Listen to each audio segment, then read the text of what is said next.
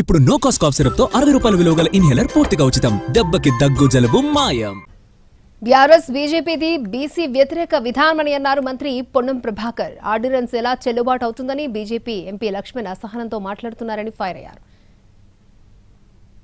రేపు మేము 42% అమలు చేయాలంటే దాటిపోతున్న సందర్భంలో ఆ క్లాస్ తీసేసినాం. దానితో న్యాయపరంగా ఏం చిక్కులు వస్తాయని వీళ్ళే ముందు ఊహించి ఎందుకు వస్తాయి? మీ పార్టీలో న్యాయస్థానం లేచి దీన్ని సతాయించదలుచుకున్నారా?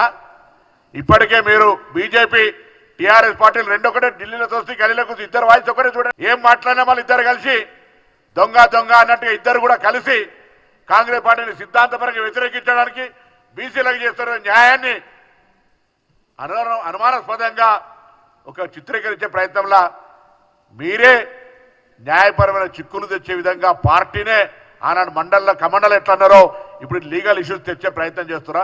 అట్లా మీరు చేయనట్టయితే ఇది బరాబర్ తెలంగాణ 42% రిజర్వేషన్తో ముందుకు పోతుంది. ఈ తెలంగాణలో స్థానిక సంస్థలలో 42% ప్రజాప్రతినిధులు పెరుగుతారు. మీకు ఇష్టం లేకపోతే ఇటువంటి